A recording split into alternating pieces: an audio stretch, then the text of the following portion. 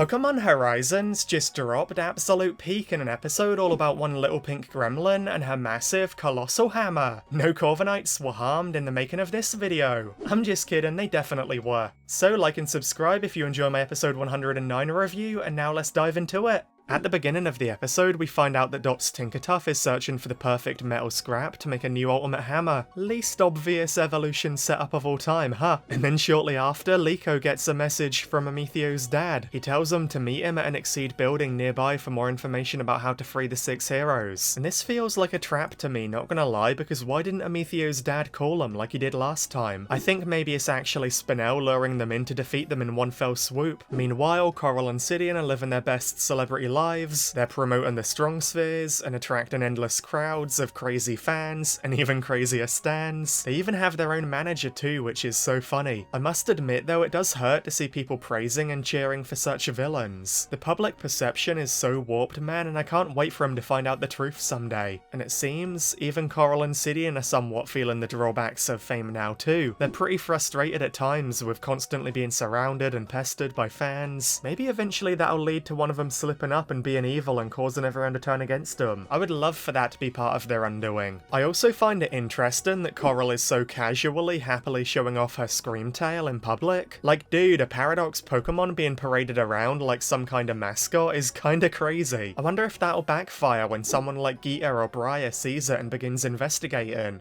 The main spotlight of this episode though was 100% on Dot and her Pokemon. This was absolutely Tinkatuff's episode, but what impressed me the most was how they also gave time to develop Gimmighoul without taking away from Tinkatuff's arc. We start with Tinkatuff protecting her little alien buddy from a Scrafty that bullies it, and this felt like an important moment, man. It's the first time that Gimmighoul has faced any kind of backlash or victimization or pushback, so experiencing the fear and emotion of that new feeling, only to be saved by Tinkatuff, that probably made Gimmighoul appreciate and value Tinkatuff for the first time. It's really like you could feel their bond clicking into place, like Gimmighoul's perspective changed and he really began to bond with Tinkatuff. And I also love how they connect not only as teammates, but also as fellow collectors. Gimmighoul is collecting coins, Tinkatuff is collecting scrap metal. That's such a sweet parallel, and it really makes them feel like they genuinely understand each other, these two. They're on the same wavelength, you know? So yeah, a lot of the episode is Tinkatuff trying to chase scrap metal to build a new hammer, and it's pretty entertaining, dude. Like when she's depressed, but then immediately switches up and jumps off the airship hundreds of feet in the sky at the briefest glimpse of scrap metal below. She's lucky she didn't hit the ground too hard, dude, but it's so in character. The amount of tunnel vision she has for scrap metal, the lack of impulse control, is so entertaining. I also really loved the world building in this episode. Coral and Cidian's manager tried to make them get a Corviknight taxi to Paldea, but the taxi driver said absolutely not, because it's far too dangerous for Corviknight taxis to fly there. After all, their natural predators, Tinkatons, are all over the region waiting to strike them down, just like their Pokedex entries state. But then he quickly changes his tune when he sees Coral, because this weird old man is an obsessive fan of hers. And I'm side-eyeing him an absurd amount right now, dude. Like, bro, you're like 70, and you're giving those blatant heart eyes to someone who looks and acts like a teenager? I don't know, man, I find that a little bit weird. He's even willing to risk his Corviknight's health and safety to fly Coral to Paldea because he's so obsessed with her. Yikes. Let this weird old man be a perfect example of how to absolutely never behave. Now I really hope his Corviknight taxi gets knocked down from the sky. And hey, what do you know, the old man's actions have consequences. The exact kind you'd expect. He flies them to Paldea on his Corviknight taxi, and then Dot's Tinkatuff, who has ran away to find metal for her hammer, she spots Corviknight in the sky. She sees his beautiful metal feathers and she wants them, man. So she begins sniping the air taxi out of the sky with rocks, sending it crashing down to the ground.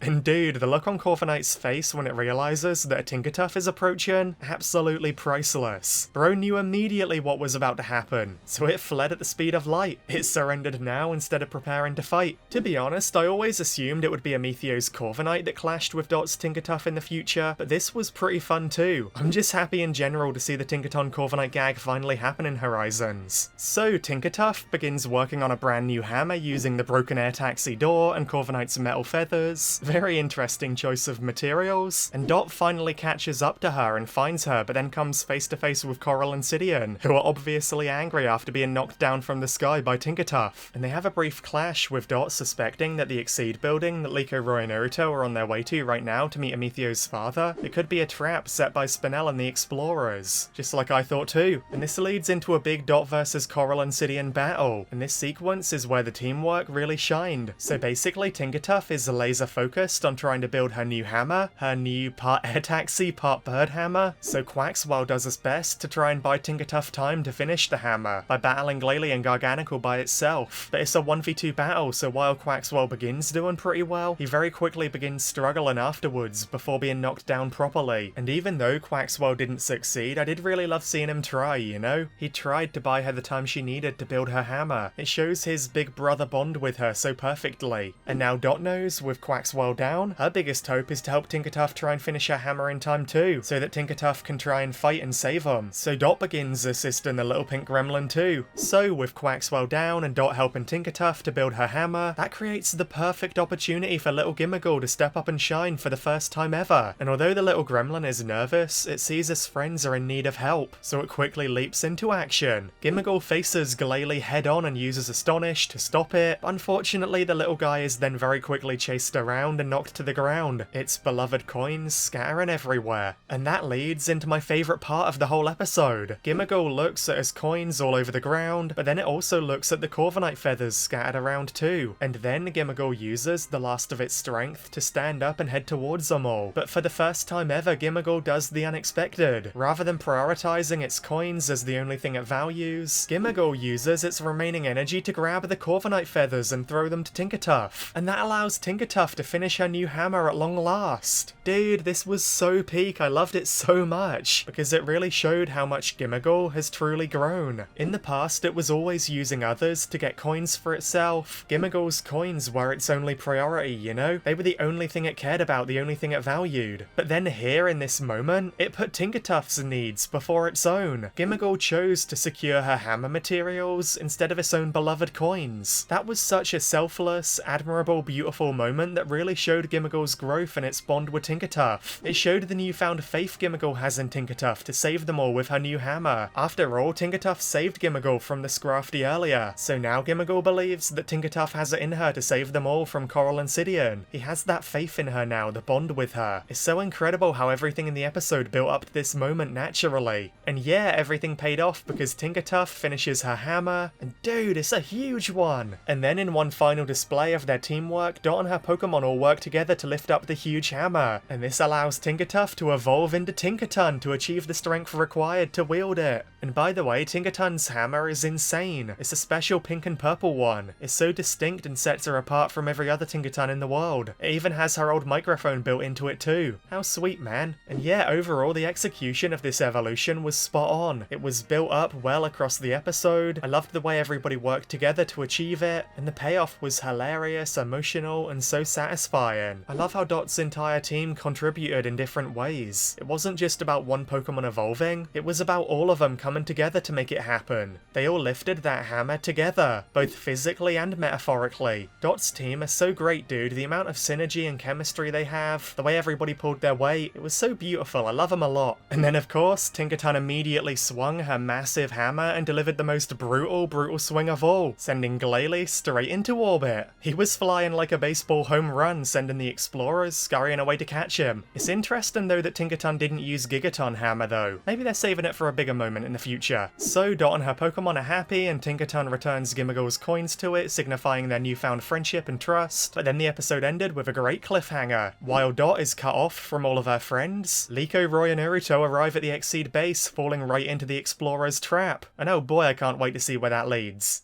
Overall, this episode was brilliant, dude. For me, it really solidified Dot's team as being the best developed team of Pokémon Horizons. They have the best synergy, the best bonds, the best interactions, the best teamwork, the best moments. I never would have expected that early on in the series, you know? We got a perfect evolution for Tinkaton, a great show of Quaxwell's character, and also the most perfect bonding and development for Gimmighoul we ever could have asked for. And all of that wrapped up in a funny, entertaining, victimized Corviknight rapper? I really couldn't have asked for anything more. And I love how it sets up our heroes versus the explorers and the 6 heroes in the next episodes. That's gonna be so peak, dude. And also the fact that Tinkatink evolved into Tinkatuff by being victimized by birds, but then now it evolved from Tinkatuff into Tinkaton by flipping the script and victimizing birds herself. That's peak comedy, man. Somehow every Tinkaton evolution always involves birds and always involves a victim. Anyway, on that note, let me know your thoughts on the episode below, and feel free to like and subscribe if you enjoyed. That would really help me out a lot on our road to 150,000 subscribers. Thank you to all of my amazing channel members for all of the support, like Hope, Not Mini, Melissa, Giscadia, Blazing Shots, Shiny Charm, Toten, Shareborn, Jay, Fizz, Lukestrom.